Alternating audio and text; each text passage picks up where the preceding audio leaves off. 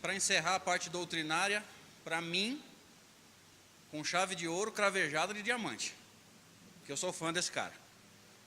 Ele vem de São José do Rio Preto, frequenta o Centro Espírita Francisco Cândido Xavier. É amigo dessa casa há bastante tempo e já virou amigo pessoal da gente, né? Antônio Carlos Navarro, corintiano, prova de sabedoria, por favor.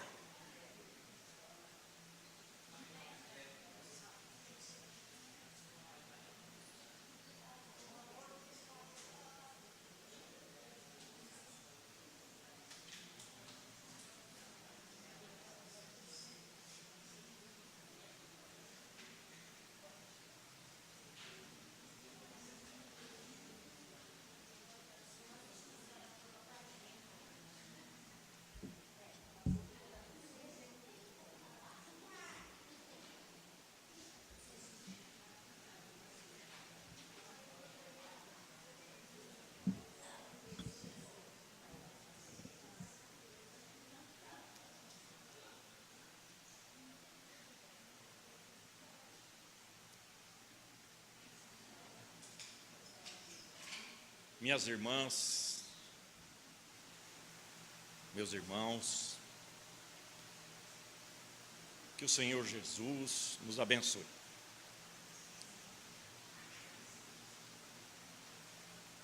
Que bênção. A gente se emociona. Uma noite dessa, me perdoem.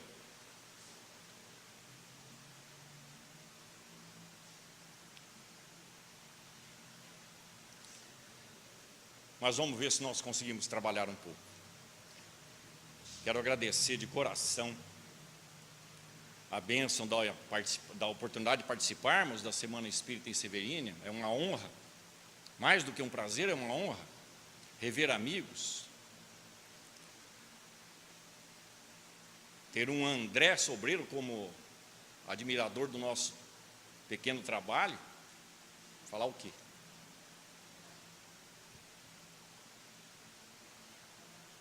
Mas são essas as oportunidades que o Senhor Jesus nos concede para que possamos nos reerguer e nos fortalecer no caminho do desenvolvimento de nossos espíritos. São essas oportunidades e essas pessoas que entram em nossas vidas para justamente nos sustentar em pé, depois de um passado destrambelhado e cheio de erros. É o amor do Senhor Jesus que busca os atrasados no caminho e os reergue, dando oportunidade de trabalho aqui, no coração do mundo, na pátria do Evangelho. E é sobre o amor de Jesus, o amor que Jesus veio nos apresentar, que nós gostaríamos de conversar um pouquinho hoje. Muito se tem dito, muito se tem falado, muito se tem cantado, tendo como pano de fundo o amor. Nós vamos falar um pouquinho mais sobre o amor, só um pouco mais. Porque sempre haverá formas de tratarmos do amor, de aprendermos sobre o amor, de falarmos e de vivenciarmos o amor. Um pouco mais sobre o amor, tão somente. E nós vamos de encontro a Lázaro, no Evangelho segundo o Espiritismo, no capítulo 11, mais especificamente, quando ele abre as instruções dos Espíritos e vai dizer para todos nós que o amor é um sentimento que resume completamente toda a doutrina do Senhor Jesus. O amor é um sentimento que resume completamente a doutrina de Jesus. Porque no seu princípio, o homem, o ser humano, dirá Lázaro ainda, só tem instintos, ele é animalizado. Não, ele não sabe o que é o amor. Ele vive do instinto, da satisfação das suas necessidades fisiológicas. Um pouco mais avançado e corrompido O ser humano desenvolve as sensações. E as sensações corporais e a satisfação das sensações corporais nos leva muitas vezes a entender que isso é amor. E não é. Continua Lázaro dizendo que mais avançado ainda e já esclarecido, surge no homem o sentimento. E ele começa a desenvolver os sentimentos. E o ápice dos sentimentos é o amor, diz Lázaro. Não o amor no termo vulgar com o qual estamos acostumados, mas aquele sol interior que vibra em nossas almas e ainda nem sabemos, que vai ser capaz de aglutinar todos os nossos anseios humanos com as revelações divinas que há de nos libertar. O amor de Jesus não é esse amor que nós estamos acostumados a falar, a dedicar, a jurar, a prometer. Não é esse. Nós vamos conversar um pouquinho sobre isso, porque é necessário que nós compreendamos o amor ao qual estamos destinados, estamos mergulhados nele, mas nós estamos destinados também a colocá-lo em prática. Essa foi a proposta de Jesus: amai-vos uns aos outros, nisto sereis reconhecidos como meus discípulos. Mas o que é o amor então? Teremos, naturalmente, que fazer algumas comparações. Teremos, naturalmente, que interpretar aquilo que a cultura humana tem trazido.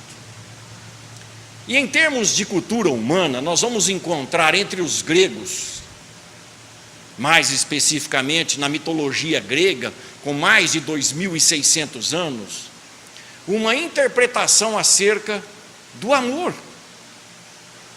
E é muito interessante porque ela nos leva à reflexão, muito parecida com a reflexão que o Evangelho nos leva a fazer.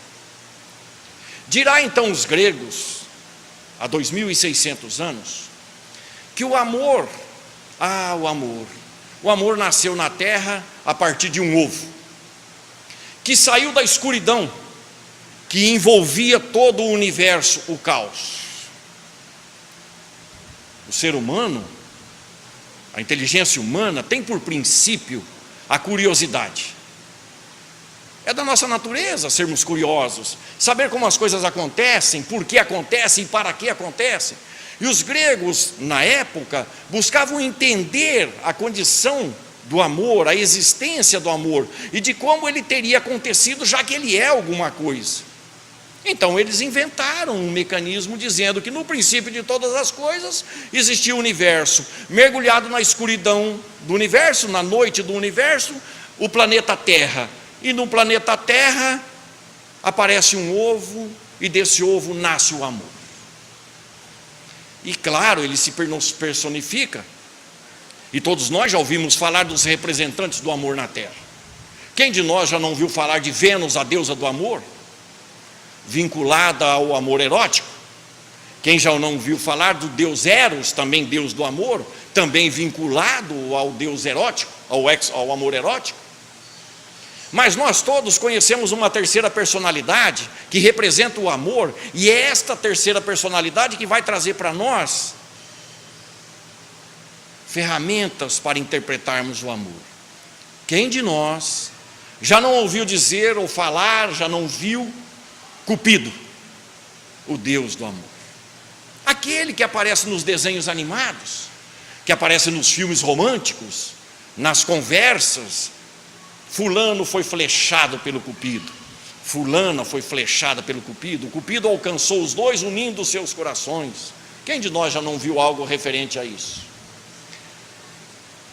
Mas ao analisarmos a descrição da mitologia grega, nós vamos encontrar Cupido carregando o arco e a flecha. Mas também Cupido carrega consigo uma tocha, o que não aparece na cultura popular quando aparece Cupido para nós outros. Mas na mitologia, Cupido tem uma tocha, acesa. Vamos analisar as ferramentas de Cupido, inicialmente. Um arco e flecha. Para que serve um arco e flecha? Para atingir determinadas pessoas. E para que serve uma tocha? Para iluminar. Cupido tem uma tocha nas mãos para iluminar o seu próprio caminho. Mas à medida em que ele se aproxima das pessoas, ele também ilumina o caminho daquelas pessoas. Então, segundo os gregos, a tarefa primeira de Cupido é buscar, é alcançar as pessoas. Então o amor trabalha, não é estático, porque ele vai em busca das pessoas. Ele vai em busca dos seres humanos, o amor. Ele é ativo, portanto, não é receptivo no sentido de só esperar as coisas acontecerem para ele. Não, o amor é ação. Ele vai atrás das pessoas. Para quê? Para atingi-las com o arco e a flecha e para clarear o caminho delas. Mas qual é o efeito quando Cupido atinge essas pessoas com as suas flechas especiais? Ele produz, ainda segundo a mitologia grega, ele produz na vida das pessoas que ele atinge mais vida e mais alegria. Função do amor: dar vida e alegria às pessoas que Cupido atinge. Chama-nos muito a atenção uma outra citação na mitologia grega, nesta fábula a respeito do nascimento do amor aqui na terra, porque os gregos vão dizer que na terra existia uma região chamada Erebro. E ao buscarmos saber o que é o Erebro, nós vamos encontrar a definição de que Erebro nada mais é do que uma região trevosa abaixo do limite da terra, no subterrâneo da terra. Imediatamente a gente se lembra das orientações dos espíritos superiores que têm nos trazido a realidade do mundo espiritual, e esses espíritos têm nos falado das furnas, das cavernas, dos penhascos, no subterrâneo da terra, onde vivem os espíritos mais empedernidos no ódio, na revolta, no sofrimento provocado pelas ações mais terríveis aqui na terra. Ou seja, esta região Erebro, para nós, é um umbral mais profundo. Fazendo uma correspondência, Cupido age sobre a terra. Significa dizer que haverá amor em cima da terra e não embaixo. Significa dizer que quem está no umbral é porque nunca vivenciou o amor. Nunca. Então o amor clareia e dá vida e alegria às pessoas. Já dá para nós entendermos porque é que Jesus vai dizer no seu evangelho então algo sobre a sua atuação aqui na terra relacionada ao amor. Eu vim para que tenham vida e vida em abundância. É o papel do amor, segundo os gregos. Olha que interpretação maravilhosa. Mas será necessário também, me permitam, fazermos uma correlação com nossas vidas. Porque se o amor nasceu na terra e Jesus vem nos chamar ao amor praticado, significa dizer que cada um de nós também tem uma correlação com Cupido. E cada um de nós, seres humanos aqui na terra, encarnados e desencarnados, seremos um representante de Cupido, para não falarmos um representante de Jesus. Então nós deveremos fazer como Cupido, que espalha vida e alegria, e clareamos, portanto, que venhamos a clarear o caminho das pessoas que convivem conosco. Então, fazendo uma reflexão para a nossa vida no cotidiano diário. As pessoas que convivem conosco, ao nos ter por perto, tem mais vida e mais alegria? Quando nós chegamos em determinado ambiente, as pessoas se alegram porque chegamos, se iluminam porque chegamos. Quando comecei a pensar a respeito, me permitam falar de minha própria experiência, eu comecei a imaginar, como é que será que é lá em casa quando eu estou para chegar? Hoje, por exemplo, estamos aqui em Sevilínia, nesse ambiente de luz, depois de uma noite maravilhosa de música, falando do Evangelho de Jesus. Como é que é a hora que o pessoal lá dentro de casa ouvir o portão automático se abrir e ver o carro adentrando a garagem? Eu penso que só tem duas reações possíveis. Vamos aos extremos, não é? Primeira reação: olha que bênção, o Navarro já chegou, que alegria, meu Deus, ele voltou em paz, e chegou cedo. Extremo positivo. Mas pode acontecer o outro extremo: meu Deus, o Navarro já chegou, vai começar tudo de novo, ninguém merece, por que não pousou em Sevilínia? Sabe por quê? Sabe por quê que nós precisamos pensar nesses termos?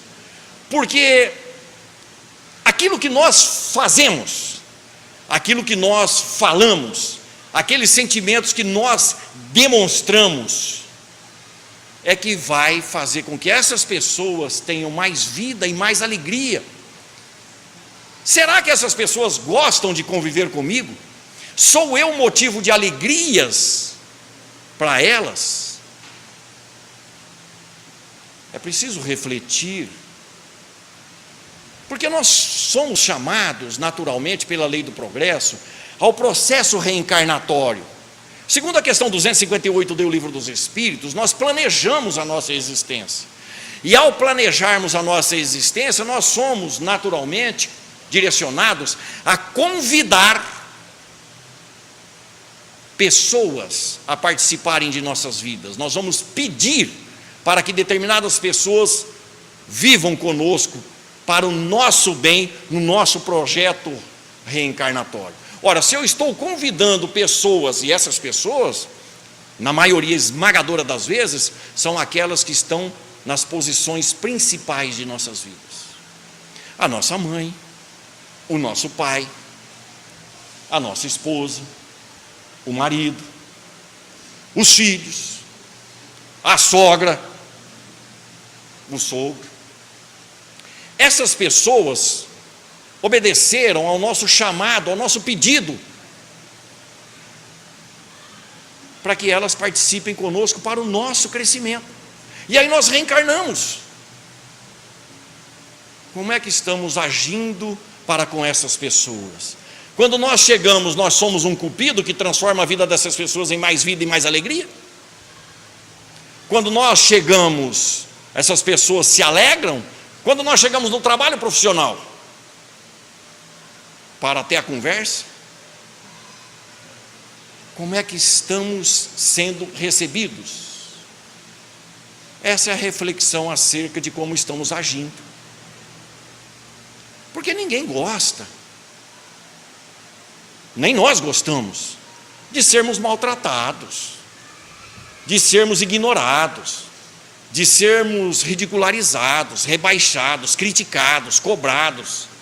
Ninguém gosta de má educação. Como é que acordamos? Bom dia, família que me ama. Que bênção estar reencarnados com vocês mais um dia. É assim que nós acordamos?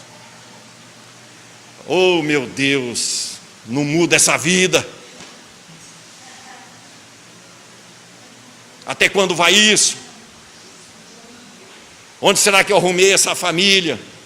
Devo ter jogado pedra na cruz, passado roupa nas tábuas dos 10 mandamentos.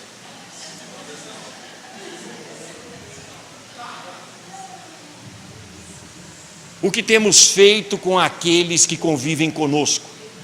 Estes que convivem conosco, Jesus denominou como o próximo.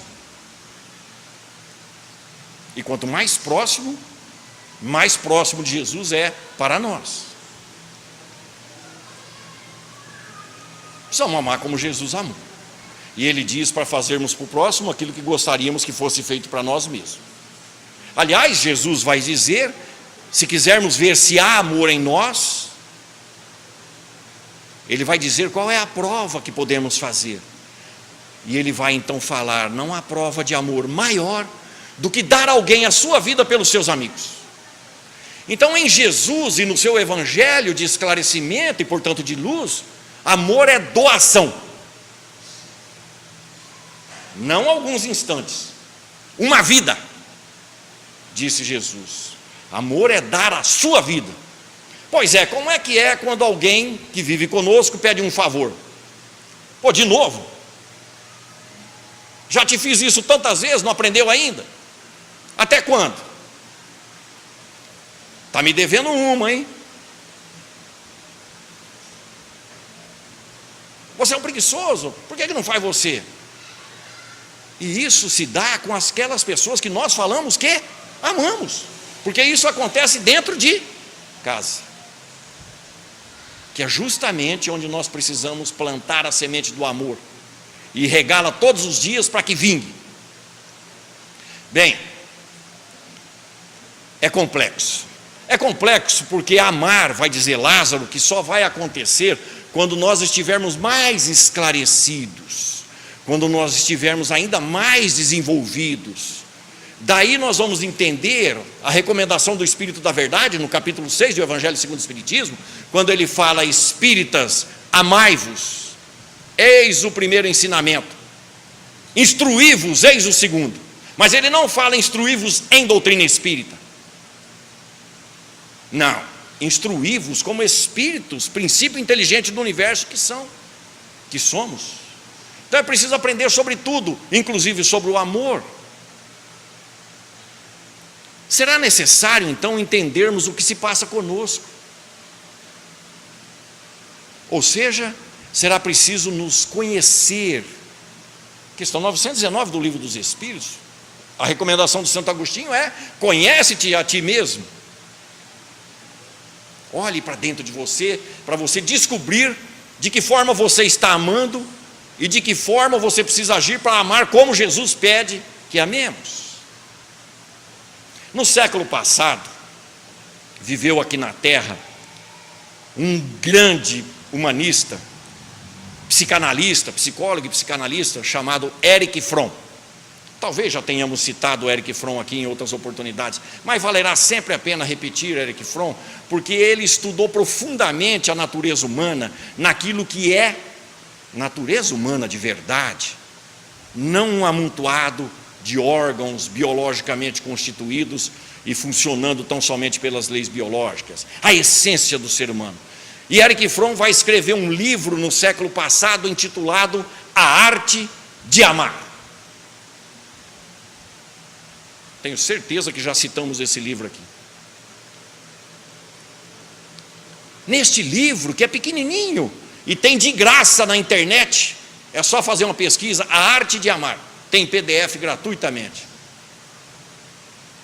Erich Fromm, analisando o ser humano, vai dizer que nós não amamos como precisamos amar, porque nós carregamos dentro de nós 3 problemas, e na maioria de nós, e na maior parte do tempo, nós fechamos os olhos para esses problemas, e por isso não conseguimos amar como se precisa amar. Quais são esses problemas? Vamos levantá-los superficialmente, será necessário mesmo ir lá ler o livro, é muito interessante, muito inteligente e esclarecedor.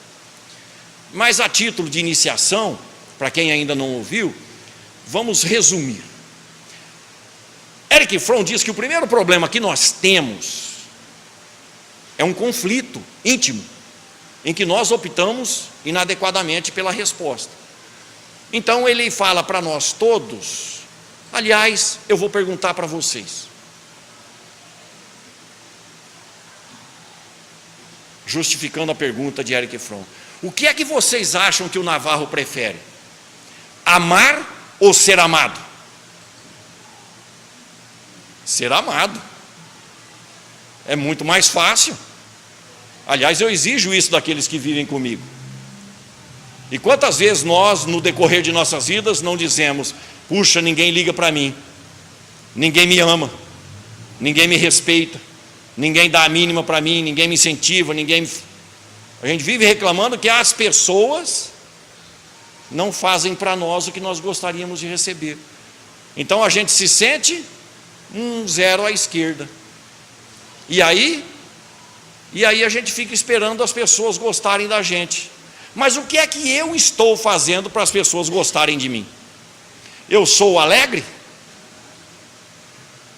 Na média, eu sou alegre? Eu sou voluntarioso? Eu sou fraterno?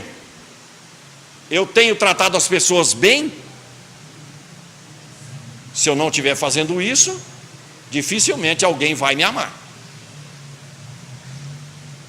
Dizem que só há um ser vivo que continua amando aquele que o judia: é o cachorro. Seres humanos não. Se você tratar mal no nível em que nós estamos, você será tratado mal ou com indiferença. É lei natural. Se você agredir, no estágio em que a terra se encontra com os espíritos que estamos aqui, você será agredido. Se você não der, você não vai receber. Aliás, esta é a lei. Ação e reação, a cada um é sempre dado segundo as suas obras. Então eu preciso fazer um esforço para amar, porque será consequência natural ser amado.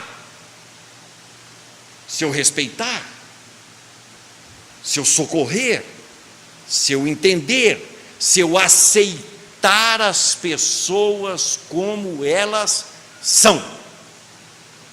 E esse é um problema, porque, meu Deus, como eu quero mudar minha mulher e não consigo. Mas nem ela consegue mudar a si mesma, porque eu não consigo me mudar. Mas eu quero que ela reze pela minha cartilha. E olha que eu a amo. Ah, meu bem, eu te amo tanto. Mas não erra no sal do feijão, não. Não passa errado aquela calça que eu gosto de pôr para fazer palestra. O amor já foi embora. A impaciência, a intolerância, a implicância é maior que o amor nesses casos. Então será necessário optarmos por amar. É tão importante esse mecanismo de direcionarmos o nosso amor, que Jesus, guia e modelo da humanidade em marcha, vai dizer para todos nós, que todas as vezes que nós fizermos para o próximo, que ele chama de um dos menores irmãozinhos dele, foi para ele que nós fizemos. Ele empenhou toda a sua capacidade pessoal em devolver o amor que nós dermos. Ele está dizendo: não se preocupe se não houver retorno, eu te garanto o retorno. É isso que Jesus está falando. Então será necessário nós descermos do nosso orgulho, da nossa vaidade e do nosso egoísmo, para nós fazermos pelas pessoas aquilo que nós gostaríamos que fosse feito para nós. É isso. Num exercício diário, num exercício constante de sermos representantes do amor na feição de Cupido, dando paz e harmonia e alegria e vida para aqueles que vivem conosco, a começar de dentro de casa, na vida social, no trabalho profissional, no ambiente do centro espírita que frequentamos. Eu preciso optar por amar e não por ser amado. Ser amado é consequência. Na belíssima prece de São Francisco de Assis, que foi cantada aqui maravilhosamente hoje, é amando que se é amado. Não tem outra solução. Então nós precisamos resolver esse problema. Quem vai resolver esse problema por nós? Nós, cada um de nós.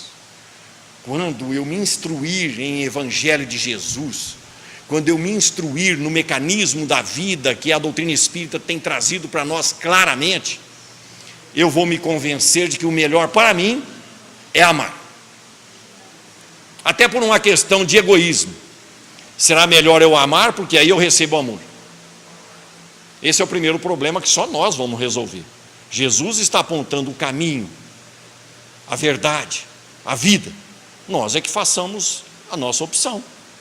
e perseveremos. E aquele que perseverar, dizia Jesus, haverá de conseguir. Segundo problema, Erich Fromm vai dizer para nós todos que nosso amor ainda obedece o que se chama escolha. Erich Fromm fala que o problema que nós carregamos em relação ao amor é que nós escolhemos quem nós vamos amar. E é verdade. E podemos fazer um exercício muito simples. É difícil amar um ser como Francisco Cândido Xavier? Não é muito fácil gostar de uma pessoa dessa? Até quem nunca conversou com o Chico gosta de um homem desse. Por que ele foi eleito mineiro do século e o maior brasileiro de todos os tempos? Por quê? Porque ele é bom. Não é porque ele ditou 400 e tantos livros, não. É porque ele era bom. Porque ele cumpria com aquilo que ele escrevia, que lhe era ditado. Então é fácil gostar daqueles que são bons. Então a gente gosta dele, a gente gosta de Jesus. Mesmo sendo espíritas, nós gostamos de Madre Teresa de Calcutá, de Irmã Dulce, de um Gandhi, de um Martin Luther King, de um Albert Schweitzer. Nós gostamos. Por quê? Porque são pessoas que trazem soluções. São pessoas que socorrem, que nos ajudam. E aí a gente gosta dessas pessoas facilmente. Mas será que é fácil? Será que é fácil gostarmos de um Osama? Mas não é esse aí que vocês pensaram, não. Mas vamos falar desse então. Nós gostamos de um ser como esse?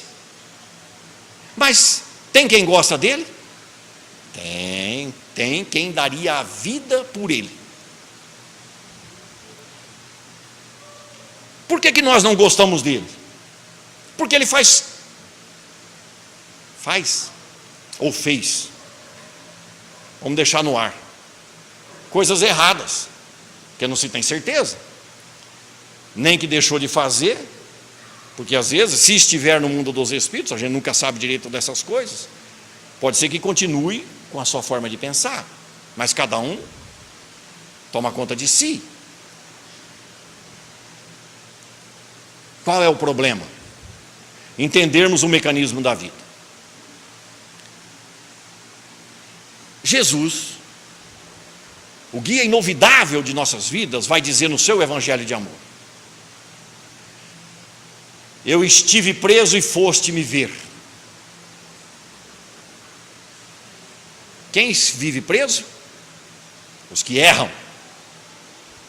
Os que erram. Pai, perdoai-os, não sabem o que estão fazendo. Quem são essas pessoas? Os que erram, e Jesus está intercedendo por eles. Aliás, Jesus diz no seu evangelho que esses são os que ele prefere. Porque não são os sãos que precisam de remédio e de médico, são os doentes. E eu vim buscar as ovelhas perdidas da casa de Israel. Então a preferência de Jesus é pelos criminosos, é pelos que fazem sofrer. É por isso que ele vai dizer também que há mais alegria pela entrada de um arrependido no céu do que 99 que não precisam de arrependimentos. Porque Jesus trabalha insistentemente no seu amor infinito para recuperar os espíritos falidos. E nós isolamos aqueles que erram, nós tiramos de nossas vidas a oportunidade de sermos para ele exemplos e motivo de ajuda. Allan Kardec vai perguntar para os espíritos então, em Lei de Igualdade, capítulo número 10, da terceira parte do livro dos Espíritos, capítulo número 9, e logo na primeira pergunta do capítulo, Allan Kardec pergunta para os espíritos: são iguais para Deus todos os espíritos? Sim, porque estão todos em busca do mesmo objetivo e estão todos sujeitos à mesma lei. Raciocinemos. Eu Francisco Cândido Xavier e Osama Bin Laden, somos todos iguais diante de Deus, porque Ele é Pai comum de nós três. Ocorre que nós três, por lei maior, estamos em busca da perfeição, que vai, por fatalismo divino, acontecer. Mais cedo ou mais tarde, nós nos tornaremos pessoas perfeitas. Eu, Chico Xavier, que está bem perto, e Osama Bin Laden. Porque a lei nos envolve a todos. Então façamos um exercício de imaginação. Quando nós vemos aí fora, na rua, no nosso meio profissional, no nosso lar, no meio familiar, alguém sofrendo muito e não consegue sair do sofrimento, qual é o nosso sentimento? De piedade. De piedade. A gente se condói. Meu Deus, como sofre fulano. Dá um dó danado. Mas sofre alguém nesta vida sem precisar ou merecer? Não, porque a lei de ação e reação não permite. Ou o espírito pediu para passar por aquilo, ou ele está passando em função do seu passado. De qualquer forma, aquilo é benefício para ele, se ele vivenciar bem. Então, qual é o meu posicionamento? O meu posicionamento deverá ser de olhar aquela pessoa que sofre e perguntar para Jesus: Senhor, o que queres que eu faça para ela? Ou eu chegar na própria pessoa e perguntar: o que você precisa, o que eu posso fazer por você, em que eu posso te ajudar? Isso não é dó, é compaixão. A compaixão será ativa. Ora, quem está errando hoje, haverá de consertar amanhã. Então, se nós vivenciarmos algo em nosso meio de vida, onde alguém está fazendo alguém sofrer, ou a nós mesmos, falar como Jesus na cruz: perdoa, não sabe o que está fazendo, porque ele vai sofrer igual aquilo que está fazendo sofrer. Então a gente pode se antecipar. Aquelas pessoas que nos fazem sofrer, que nos tiram do equilíbrio, que nos jogam para os sentimentos mais infelizes, essas pessoas estão sendo um instrumento para que o nosso espírito progrida. São provações para o nosso espírito, que é o ser inteligente. E ao ser inteligente, precisa tomar decisões inteligentes. E a mais inteligente das decisões é optar pela conduta do Cristo aqui na terra, perdoando 70 vezes 7 vezes aqueles que erram contra nós. Nos antecipar, porque elas haverão de sofrer, e como a gente se condói de quem sofre, eu não preciso esperar vê-la sofrer muito, embora às vezes a gente escute isso em comum aí fora, né? Eu te perdoo, mas Deus é grande. Eu te perdoo, mas o que é teu está guardado. Isso não é perdão. Isso é rogar praga, entre aspas. Precisamos pensar nisso. Porque o perdão de verdade é: vai, meu irmão, toque sua vida, o que é que eu posso fazer por você?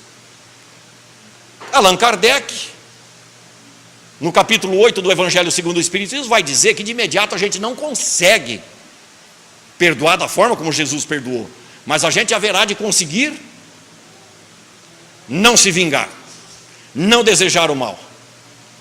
A gente vai ficar até ressentido por um determinado tempo, mas se nós sufocarmos o desejo de vingança, o desejo de que aquela pessoa passe por aquilo que nós estamos passando, já haverá um progresso muito grande dos nossos espíritos aqui na terra. Estamos dando passos largos para a redenção. Quem vai resolver esse problema da escolha? Cada um de nós. Ninguém vai fazer isso por nós, nem o anjo da guarda da gente. Somos nós que temos que optar por amar como Jesus amou. Terceiro problema. Bem, o terceiro problema, que é o que Fon apresenta, nós deveremos direcionar a vida conjugal. Vida conjugal. A maioria daqui, pelo que se percebe, exceção a quem, André? Tem exceção aqui? Por pouco tempo. Por pouco tempo. Se não for nessa vida, vai ser na outra. Erich Fromm vai dizer o seguinte: terceiro problema, casais. Prestemos atenção. Erich Fromm fala que nós temos uma facilidade muito grande para nos apaixonarmos. mas temos uma dificuldade imensa de nos mantermos apaixonados por aquele objeto do nosso amor. O que ele está dizendo? Que quando a gente encontra aquela pessoa que a gente gostaria de ter em nossas vidas, em que os olhos, plim, em que a gente se entusiasma, meu Deus, é ela. E ela, meu Deus, é ele. Já arruma o cabelo, arruma a roupa. Eu não tenho muito que arrumar o cabelo. E aí a gente vai atrás do objeto do nosso amor. Me apaixonei pela pessoa. Nem conheço, mas já estou apaixonado. Amor à primeira vista. Minha alma gêmea. Na terra não tem alma gêmea, só tem alma para gemer com a gente. É bom que fique bem claro isto.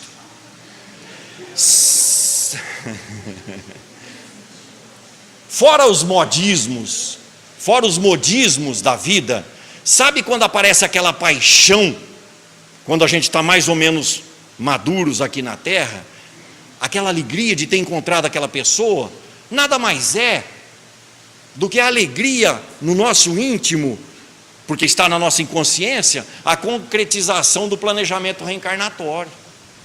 Lá no mundo dos espíritos, por conta das necessidades reencarnatórias, foi apresentado para o espírito, é apresentado para nós, olha, fulano, seria bom que nesta existência você constituísse relações com esta, ou com esta, ou com esta, uma lista tríplice. E para ela a mesma coisa, seria interessante que nesta próxima reencarnação, por conta do passado, você se enquadrasse com esse, ou com esse, ou com esse. Vá lá, converse, veja se chega num acordo para reencarnar na Terra e ter uma vida conjugal. Então, fiquei sabendo que você vai reencarnar, olha que bênção, eu também vou. Lá no mundo dos espíritos. Puxa vida, seria tão bom se nós reencarnássemos juntos, você tem as mesmas formas de pensar que eu, fez os mesmos cursos aqui na espiritualidade, já caminhamos juntos alguns séculos aí para trás. Puxa vida, nós estamos bem intencionados agora. Vamos dar uma reencarnada junto?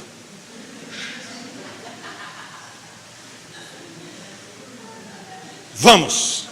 Beleza? Beleza. E lá é o seguinte, hein? Não tem site de relacionamento.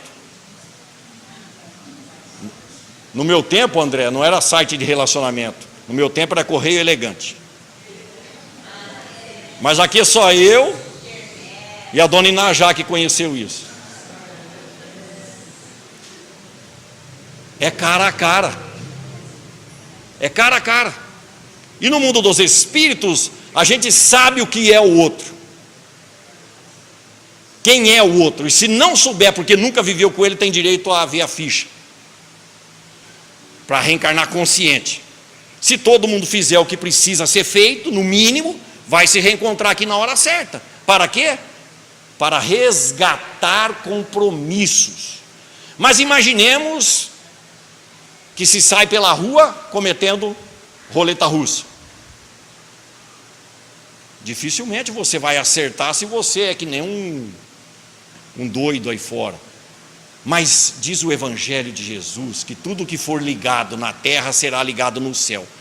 Se você convulsionou as coisas e escolheu a parceira ou o parceiro errado aqui, mas já assumiu o compromisso e envolveu outras pessoas, e se já chegou criança então, lá no céu o compromisso está feito e antecipado na frente dos compromissos que estavam assumidos. Tem a mesma responsabilidade. Então é preciso prestar muita atenção com quem. Experimentar antes. Conviver, para ver se a pessoa está preparada. Não, ela não, para ver se nós estamos preparados para conviver com ela. Dá um tempo, e hoje não está se dando tempo para nada, nem para juntar os trapos e nem para separar os trapos. Por quê? Porque se conhece e acha que é a flor que esperava no canteiro da vida, e aí já vamos, e daqui a pouco nós não conseguimos sustentar por muito tempo aquela conduta, aquele comportamento do período de convencimento, que o que a gente quer é isso, convencer o objeto do nosso amor que vai valer a pena para ele ter a gente do lado. Mas eu não sou ator de teatro, então eu não vou conseguir representar a vida inteira. Depois de um determinado tempo junto, depois de um determinado tempo de convivência, de relação, a máscara vai caindo, e aí vai aparecendo o Navarro tal como ele é, e a outra metade da mesma forma. E é aí que entra o que Erich Fromm vai dizer, a necessidade que temos de nos esforçar dia a dia para continuar gostando da pessoa pelos motivos que ela tinha quando nós a conhecemos. E as pessoas têm motivos positivos para nós gostarmos dela. Todas têm. E nós precisamos focar nisso. Então, lá dentro de casa, marido e mulher, companheiro e companheira, não importa. Nós precisamos continuar focados naquilo que nos chamou a atenção na pessoa. E tentar ajudá-la a ser feliz com os defeitos que ela tem. Porque senão vai degringolar. A família está degringolando. E o Livro dos Espíritos, mais especificamente na questão 775, vai dizer para nós todos que a desagregação da família é o recrudescimento do egoísmo. Por quê? Porque cada um quer cuidar de si mesmo. E não quer abrir mão dos seus pontos de vista, não quer abrir mão do orgulho, não quer abrir mão da vaidade.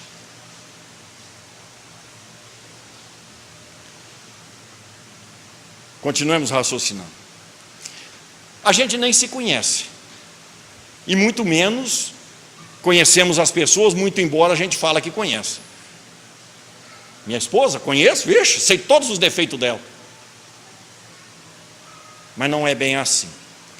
Os homens não sabem como as mulheres pensam, e as mulheres não sabem como os homens pensam, porque somos diferentes.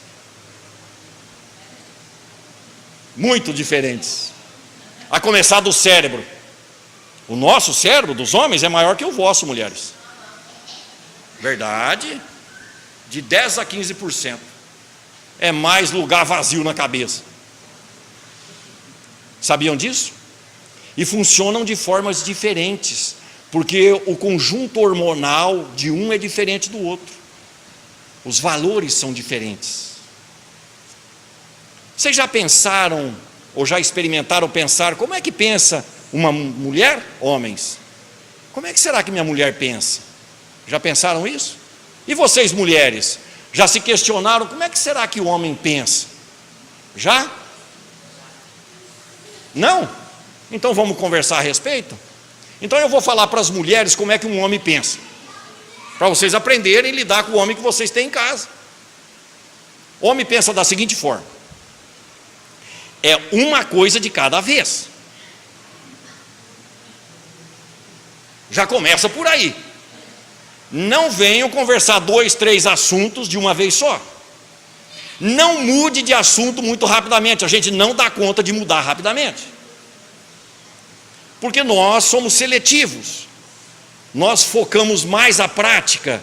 Consequentemente, se você quer conversar com o seu companheiro sobre filhos, você tem que esperar a gente sintonizar filhos.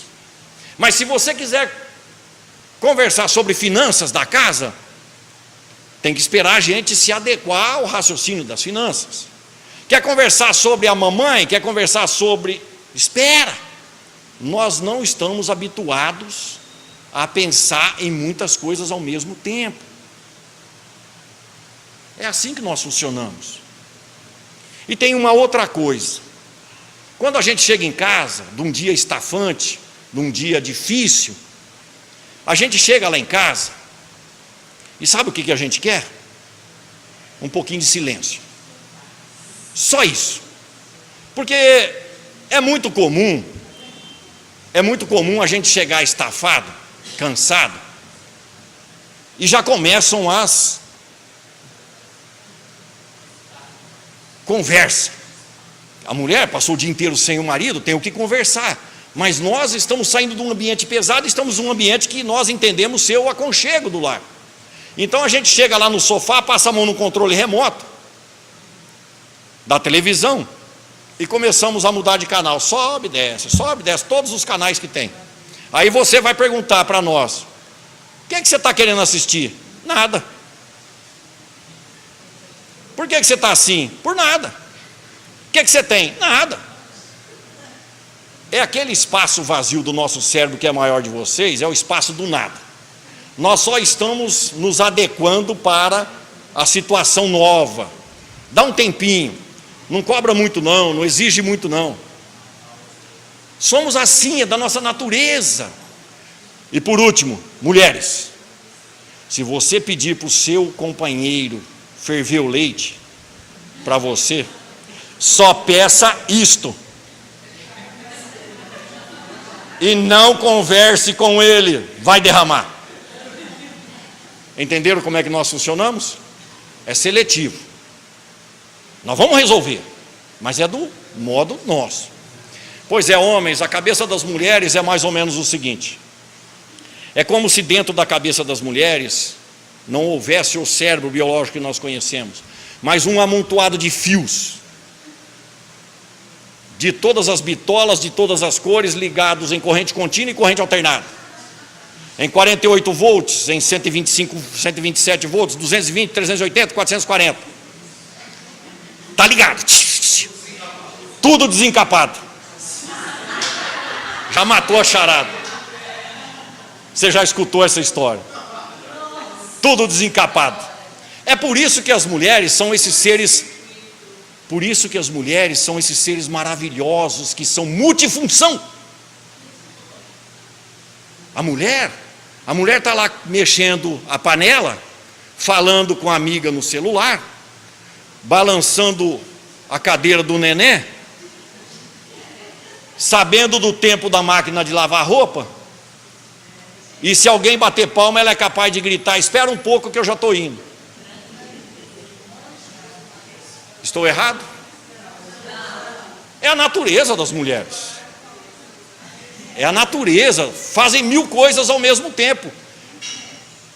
Nós não somos assim, mulheres. Agora, homens, entendam o seguinte: quando você chegar em casa e ela estiver meio bicuda com você, eu sei que você está com a consciência pesada, mas não se entrega. Espera, porque ela está meio brava com você, talvez magoada. Não pergunta para ela o que é que você fez, porque não foi naquele dia.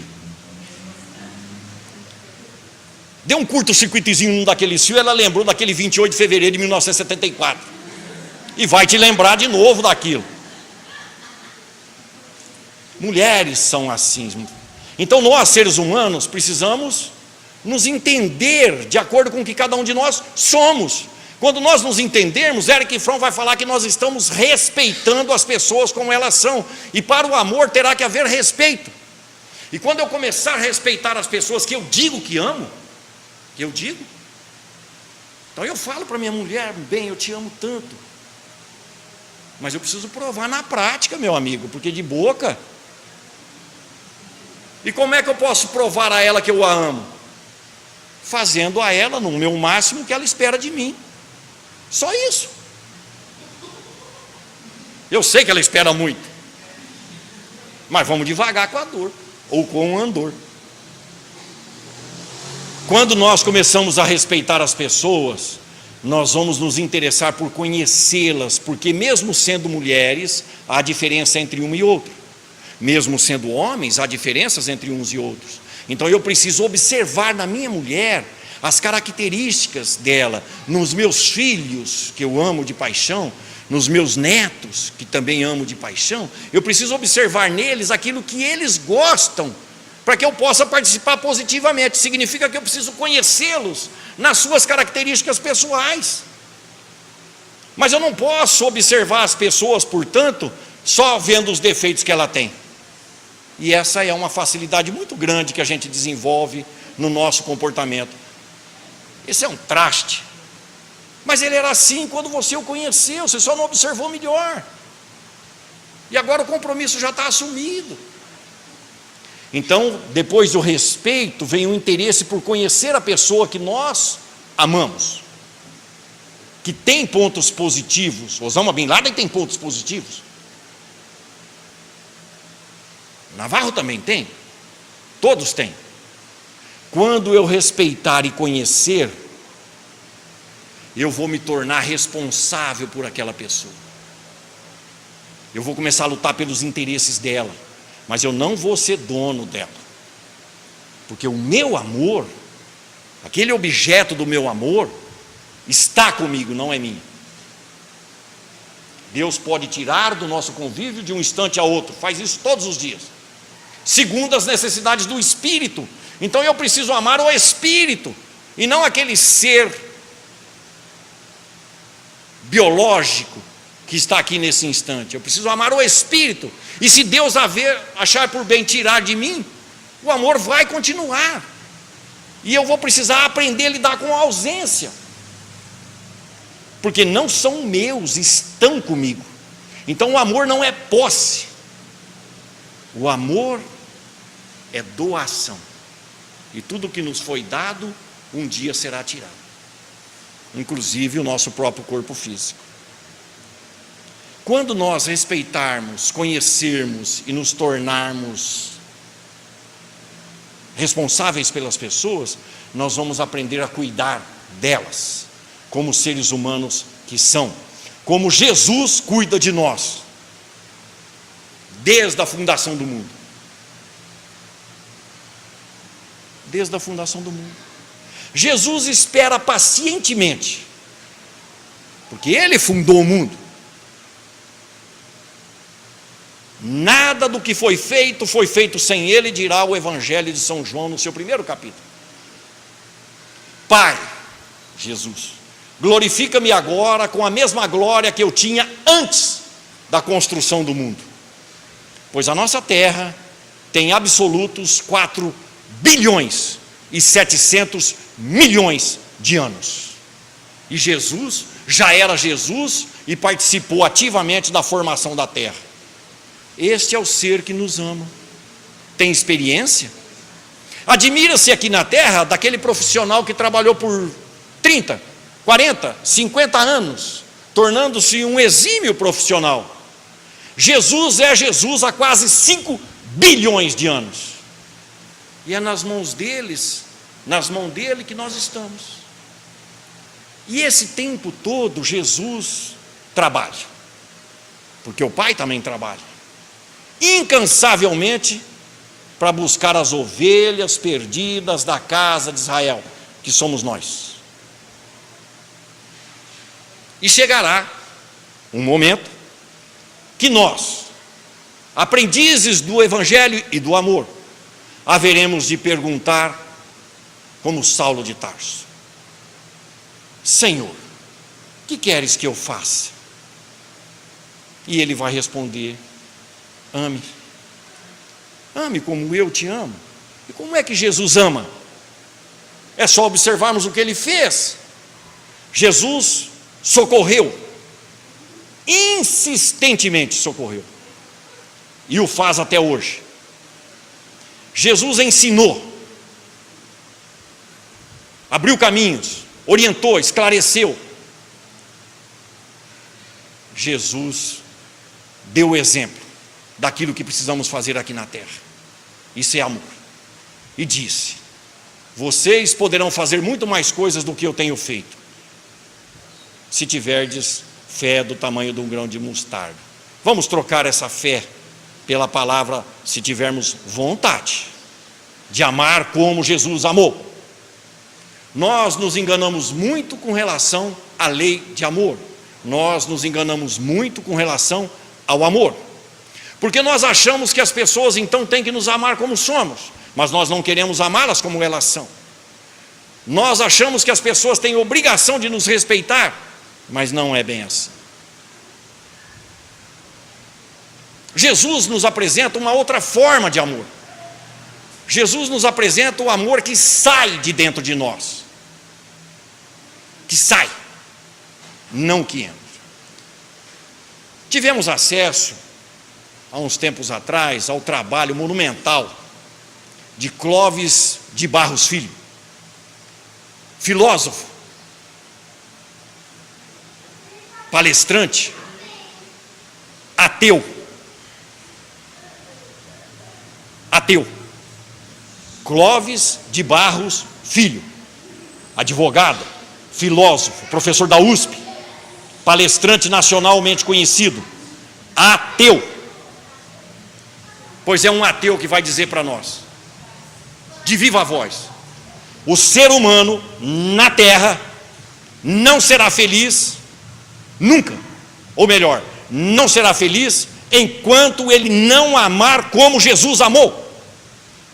Um ateu diz isso, e ele conhece todas as formas de amor de todos os filósofos, de todos os pensadores. E um ateu vai dizer para nós que somos crentes em Deus, em Jesus, para nós que somos espíritas, que não conseguiremos ser felizes se não assumirmos o papel do amor que Jesus praticou na terra, que é aquele amor dedicado. Eu permanecerei convosco até o fim dos tempos. Eu não vos deixarei órfãos. Eu rogarei ao Pai, e Ele vos enviará um outro Consolador, a fim de que vos esclareça sobre todas as coisas e vos fale, relembrando das coisas que eu tenho dito. Se permanecerdes nas minhas palavras, sereis reconhecidos como meus discípulos, e conhecereis a verdade, e a verdade vos libertará. Nisto sereis reconhecidos como meus discípulos. Por isso, um único mandamento vos deixo, que vos ameis uns aos outros. É a proposta de Jesus, que nos amemos uns aos outros, porque é a solução para todos os nossos problemas. É a solução para as nossas vidas estrambelhadas. O amor dado, distribuído, o amor exercitado no dia a dia, com as nossas potencialidades, do jeito que estamos. Quando nós entendermos o que é o amor em Jesus, nós não só vamos atender o pedido dele, quanto nós mesmos vamos nos investir da posição do Cristo e também dizer para aqueles que convivem conosco: vinde a mim todos vós que estáis cansados e sobrecarregados, tomai sobre vós o meu jugo e aprendei comigo, que sou manso e humilde de coração, e encontrarei alívio para as vossas dores, porque leve é meu fardo e suave é o meu jugo. Que neste Natal, com Jesus de volta à mídia e à cultura humana, nós possamos exercitar uma vez mais os dons do nosso espírito, amando, mas não só nesse período, por todo sempre, sempre com Jesus, mas nunca sem Kardec. Muito obrigado a todos e muita paz.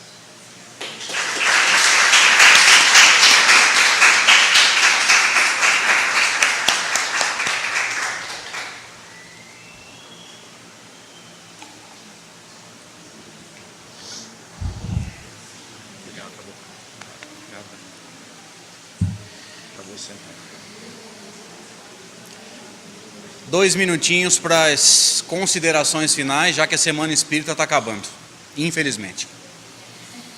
Primeiro eu quero falar com aqueles que eu vou chamar de não espíritas, aqueles que estão chegando agora. Doutrina espírita é isso, viu, gente? Que as pessoas têm uma imagem do espiritismo, achando que aqui tem reunião mediúnica o tempo todo, se fala com morto. Doutrina espírita é isso.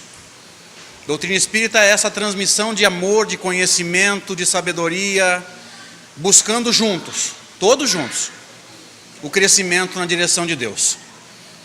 Então, um dos objetivos dessa Semana Espírita era exatamente desmistificar o espiritismo para muita gente. E eu acho que esse objetivo foi atingido.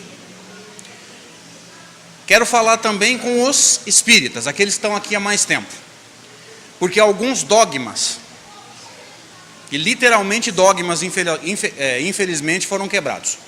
Graças a Deus nós conseguimos quebrar. Alguns pontos na doutrina espírita estão acabando virando dogmas. Vocês perceberam que não teve prece inicial em nenhuma noite? Alguém percebeu? Pensa comigo.